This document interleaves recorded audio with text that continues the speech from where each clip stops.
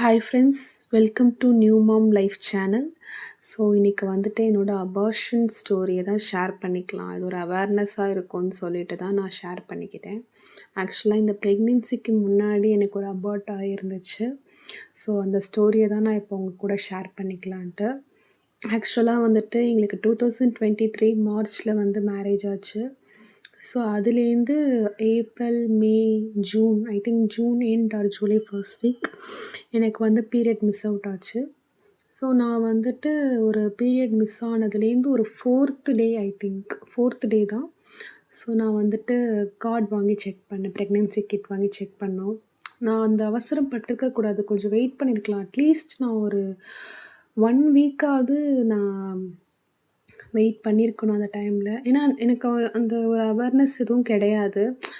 நம்மளுக்கு அந்த ஒரு கல்யாண புதுசில் ஒரு ஹாப்பினஸில் பீரியட் மிஸ் அவுட் ஆகிடுச்சு, மேபி அது ப்ரெக்னென்சியாக இருக்கலாம் அப்படின்னு சொல்லிட்டு அந்த ஒரு ஆர்வத்தில் தான் நான் அந்த ப்ரெக்னென்சி கிட் வாங்கிட்டு நாங்கள் செக் பண்ணோம். ஸோ அப்போ நான் ஏர்லி மார்னிங் தான் நான் செக் பண்ணேன்.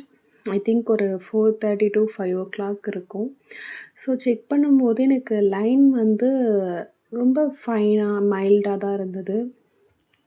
ஸோ அப்போ வந்துட்டு நான் அதை நம்பலை. சரி, ஓகே, நெக்ஸ்ட் டே அகைன் பார்க்கலாம் அப்படின்னு சொல்லிட்டு நெக்ஸ்ட் டே எனக்கு பீரியட்ஸ் வரல. ஸோ அகைன் நான் நெக்ஸ்ட் டேவும் அதே மாதிரி ஏர்லி மார்னிங் எழுந்து அதை தான் செக் பண்ணி பார்த்தேன். அதே மாதிரி மைல்டாக தான் இருந்தது. ஸோ மைல்டாக இருக்கேன்னு சொல்லிவிட்டு அன்றைக்கி வந்து சாட்டர்டே, சண்டே எங்களுக்கு 2 பேருக்குமே அன்றைக்கி லீவ் தான். ஸோ ஓகே, பக்கத்தில் வந்து ஒரு கிளினிக் இருக்குது. எங்களுக்கு அடிக்கடி ஃபீவர்னாலோ இல்லை என்ன ஒரு ஹெல்த் இஷ்யூனாலும் அந்த ஹாஸ்பிட்டல் தான் போய் செக் பண்ணுவோம். சரி, அங்கேயே லேபும் இருந்தது. சரின்னு அங்கே போயிட்டு தான் லேப் டெஸ்ட் பண்ணி பார்க்கலான்ட்டு அன்றைக்கி சாட்டர்டே ஃப்ரீ தான் சொல்லிட்டு போனோம், போய் டெஸ்ட் பண்ணோம். அப்போது வந்துட்டு இந்த மாதிரி அவங்க யூரின் டெஸ்ட் தான் அங்கேயுமே அவங்க பண்ணாங்க. ஸோ அவங்க பண்ணி பார்த்துட்டு அவங்க மேபி அந்த சொல்யூஷன் ஏதாவது ஆட் பண்ணி பார்ப்பாங்க போல், எனக்கு தெரியல. ஸோ அந்த மாதிரி தான் அவங்களும் பார்த்துட்டு எனக்கு ரிசல்ட் பேப்பரில் கொடுத்தாங்க. ஒரு 1/2 hour to 1 hour வெயிட் பண்ண சொன்னாங்க. வெயிட் பண்ணி பார்த்தோம். ஸோ அதில் எனக்கு பாசிட்டிவ் அப்படின்னு தான் வந்தது.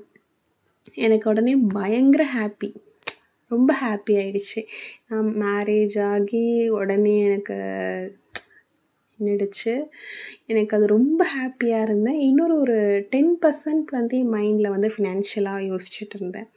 ஆனால் இப்போ தான் கல்யாணம் ஆகிருக்கு, நம்மளுக்கு லோன்ஸு, இஎம்ஐஸ் எல்லாமே இருக்குது அப்படிங்கிறது ஒரு பக்கம் ஓடிக்கிட்டே இருந்தாலும் இன்னொரு சைடில் கன்ஃபார்ம் ஆகிடுச்சு அப்படிங்கிற ஒரு ஹாப்பினஸ் எனக்கு ரொம்ப அதிகமாகிடுச்சு. 2 பேர் ரொம்ப சந்தோஷமாக இருந்தோம் அந்த பேப்பர் பார்த்துட்டு, அதில் பாசிட்டிவ்ங்கிறத பார்த்துட்டு.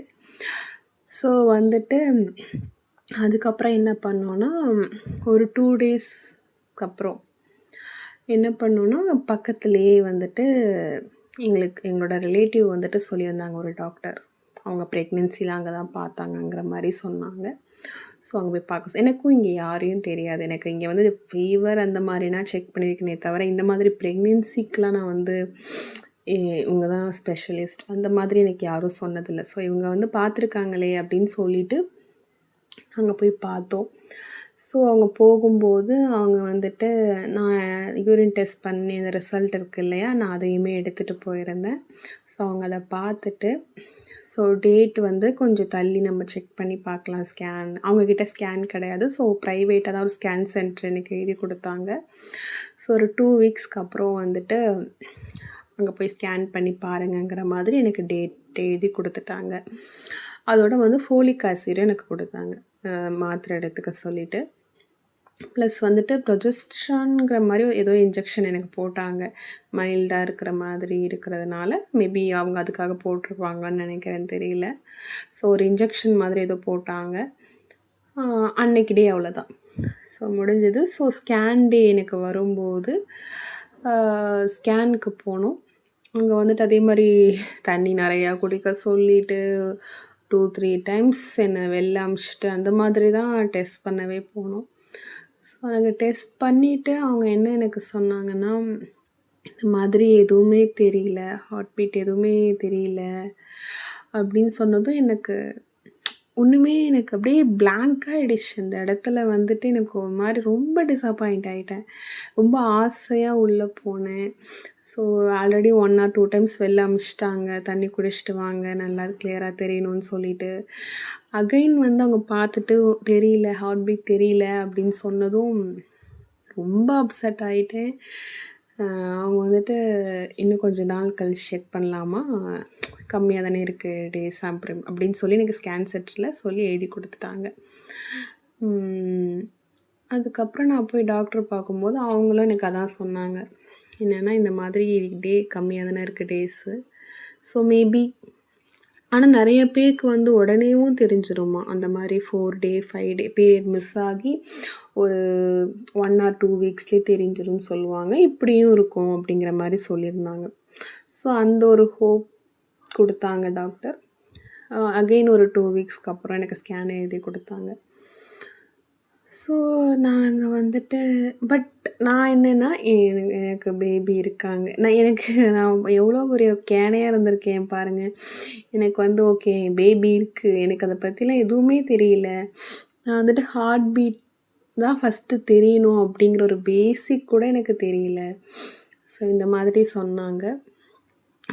ஸோ அகைன் வந்துட்டு நாங்க ஒரு அந்த 2 வீக்ஸ்க்கு அவங்க குடுத்தாங்க இல்லையா? அகைன் ஒரு 2 வீக்ஸ். அந்த 2 வாரமும் என்னோட மைண்டும் எனக்கு எனக்கு ஒர்க்லேயும் கான்சன்ட்ரேட் பண்ண முடியல. என்ன ஆகுமோ? என்ன சொல்லுவாங்களோ? ஹார்ட் பீட் தெரிஞ்சிரணுன்ட்டு நான் அவ்வளோ காட் கிட்ட வேண்டிக்கிட்டேன். அவ்வளோ இது பண்ணேன். பட் எனக்கு அது வரைக்குமே எனக்கு பீரியட்ஸ் வரல தான். ஸோ எனக்கு நாங்கள் என்ன பண்ணிட்டோம்னா, அந்த ஒரு யூரின் டெஸ்ட்டுன்னு வந்துச்சு இல்லையா?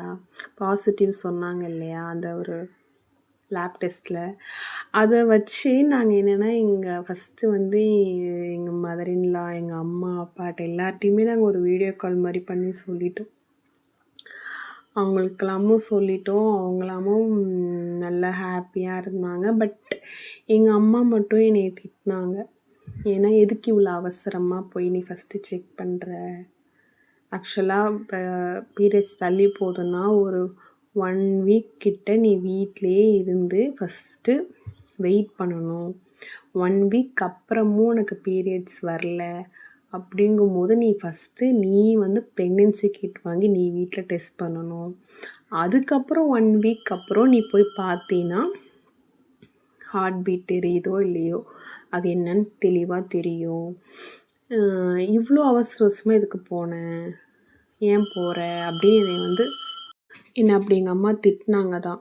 ஸோ நீ இப்படி ஒரு 2 வீக்ஸ் டைம் கொடுத்தீன்னா உனக்கு பீரியட்ஸ் வந்துட்டு உள்ள கொஞ்சம் சப்போஸ் லேட்டாக வருதுன்னா கூட வந்துடும். அப்படி இல்லை ப்ரெக்னென்சினாலும் உனக்கு அது ஃபைன் லைன் மைல்டாக காட்டுதுனால டார்க்காக கூட காட்டும்.